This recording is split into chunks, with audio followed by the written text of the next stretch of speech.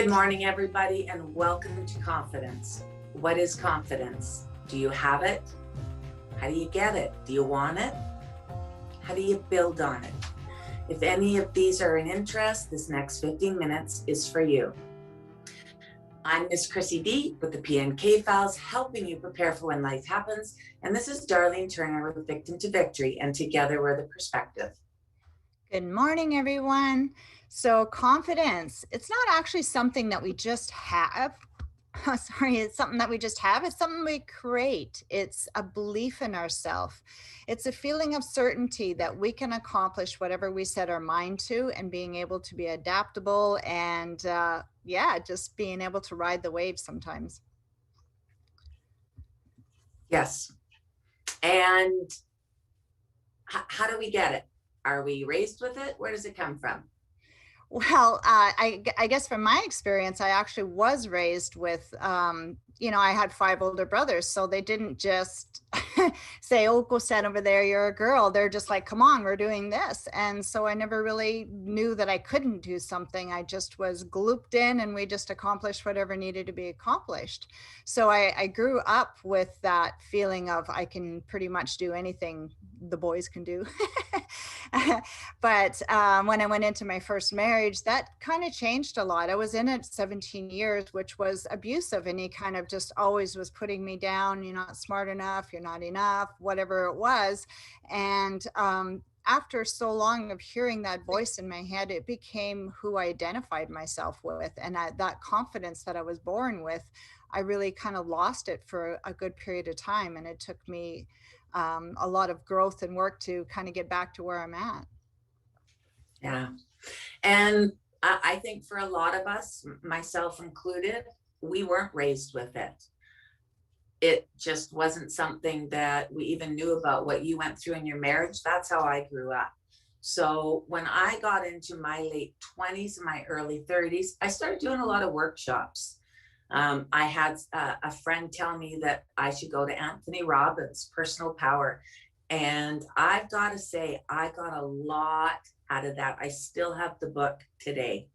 So, and one of the cool things that he talks about in the book, and it happens a lot, you can have 2 people raised in the same family, go through exactly the same things, or outside of the family, you can have people in the same situation, and they will both walk away with completely different ideas about what happened, about how they feel, and about what they go out and do with that information or that experience.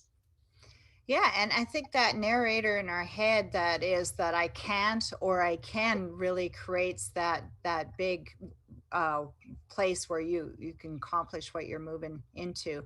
Our life experiences also help us build that, being able to do that life review. Oh, I made it through this and I made it through that. I know I used to say a lot of time, I've been in hell, so everything is up from here. And and it really helped me know that I can just get through whatever I'm faced with, and just have that confidence that I can adapt, or I can create something new within that. Or, having a plan B is always really good as well in that. Building resilience. Yeah, building resilience. We talked about that last show. Yeah. So and you know what, it's building a strong foundation. So if you don't have that confidence right now, one of the things that I learned taking Personal Power and some of the other things is fake it till you make it. We used to say that all the time. Don't go into a situation, oh, I can't do it, or I don't know anything about this. Go in there saying, you know what, it's going to be a great day. I'm going to tackle this. I'm going to get through it, and it's going to be okay.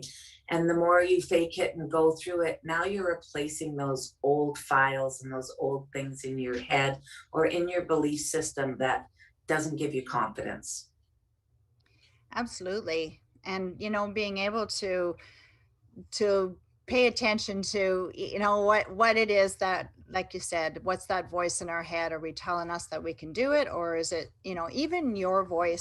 A lot of what, like I said, with my experience, it wasn't even my voice, it was just other people's. And so the next part of this is really having that personal power, like Chrissy mentioned with how she really overcome not having that confidence. It's really that connection to the heart and to our essence of who we are. And every show, I think we talk about this, the breath, the heart, connecting into that. And I think that's the most valuable, strong base to having confidence, is really knowing who we are, and that self-love, that where the criticism doesn't happen, and we're able to overcome any of those voices in our head. And remember, it doesn't matter what we go through, we can always define ourselves. We can always redefine ourselves. Just because what has been doesn't mean that's the way it has to be moving forward. No matter what you go through, you can define or redefine yourself. Absolutely. Yeah. Changing your identity all the time, as we change our beliefs and how we see ourselves, we actually change how our whole identity. And so this is one that I think people really would like to have, is more confidence in life, and being able to just step into that and feel confident in any situation. And part of that is, like we said, that adaptability, having a backup plan, being good at problem solving, all these things, which ties into education. Get knowledge around what it is that your task is, or what it is that you need to learn before you can step into it. And so that you have that strong base of, okay, I already know this and this and this, and I feel pretty confident into stepping into that. And knowing what your strengths and your weaknesses are within that. There may be something that you're just not good at, and it's just something you don't like. So being able to step more into what you're good at and looking at that and building from there that knowledge around that, so that you're moving in a direction that it's meant to be. Yeah. Yeah. So, yeah, education. When I and a few other people, when we started working on the National Sex Offender Register, we had people tell us all the time, you can't do it. And I didn't know anything about it. Just this tragedy happened and I knew it needed to change. And so I spent years educating myself, so that when the politicians said to me constantly, well, you can't do that. You can't do that. I heard that all the time. That's not right. You can't do that. I educated myself enough that I felt so confident in that little, what started out to be a little belief that I knew this wasn't right, that I could stand up to them and go, well, actually it can be done. It is going to be done, because this is not right. So educate yourself. It's a really important step, because that's what's going to help you build your confidence. If you know what you're up against, you're not going to be so susceptible to listening to all those negative thoughts or words that people are going to want to put at you to keep you down. It's going to eliminate the surprises too, right? If you got, you got your bases covered in a bigger way as well. Yes, absolutely. Yeah. So that brings us to our tips. The first tip is become aware of the narrator in your head. Is it really what you want to listen to, what you want to believe in? Is it just something somebody else told you? Because as we know, and we've talked about several times, it's how people perceive us isn't necessarily the truth of who we are.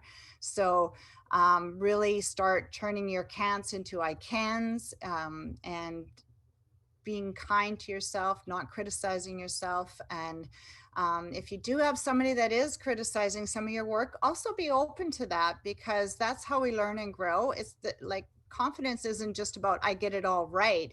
It's about willing to be able to put yourself out there and still be willing to make mistakes and learn from them and move forward. And that's how we gain it and get strong. And also that it's a great point. And also be aware that as you're open and you're listening to people, that you don't have to take everything they say. Be confident enough in yourself that you can go, oh yeah, that really works here. I can change that and I can do that. Or that doesn't work for me. That's really negative. That's going to hold me down. They're not coming from the right place. I don't have to do that. Be your own guide. Yeah. Tip 2, do something new, challenge yourself, and take that and build on it. And if it's not something new, take something that you already love.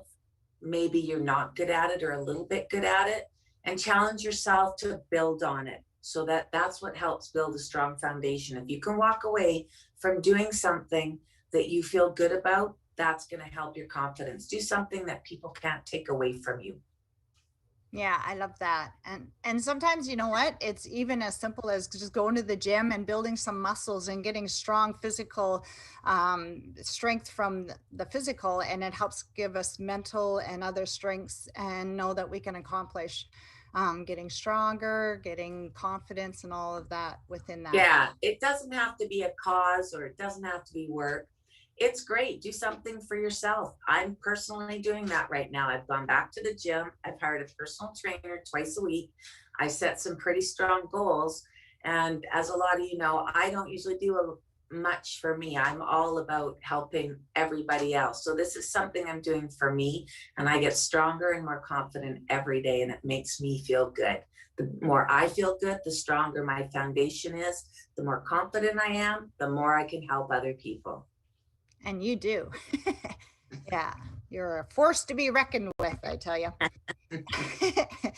And our tip 3 is get knowledge, get educated around what is needed to do the task or whatever it is that you're faced with, and have grace for yourself and that learning process. And don't be hard on yourself or give up, and know that, you know what, it's a process and you'll get there. And be able to be adaptable, be able to, I know my first husband was very much a MacGyver, and I know that's probably outdated a lot of people, but it was a show we used to watch where whatever he needed to be done, he was able to figure a way to accomplish it. And I think that's one of the most powerful tools in life, because face it, we're going to face change all the time. It's part of life. And being able to have confidence moving through life is being able to adapt to what's put forward in life without just losing it. And yeah, like you said, some people thrive in a situation, other people dive in a situation. So you want to be one that's the thriver, to move forward in whatever it is that life is dishing out. Yeah, good point. When you're doing those things, ask yourself, is this going to feel good? Is this going to give me confidence? Is this something positive that I want? And if so, then you're going to go over that wall. You're not going to worry about your files. You're just going to go and do it. Yeah. All good tips. And a little reminder about visualize the ending, because I know a lot of marathon runners and that they visualize themselves going over that finish line at whatever time they're setting it. So keep that visual in mind of what you're accomplishing, and see yourself having done it. Yes. Thank you. So a quick reminder, everybody, for our support group about building resilience, which is Saturday mornings at 11 o'clock. You can see in the comments below. Michael will send out invitations for it next Saturday at 11 o'clock, and I hear great reviews from it. So, and you know what, everybody, it's super hot out there. Make sure you drink water, stay in the shade, and really take care of yourself and everybody else. And I want to thank you for joining us. Come and join us every Sunday for the new perspective on trauma, abuse, chronic pain, and the steps to a healthy and thriving life. And we will see you next week. Bye, everyone.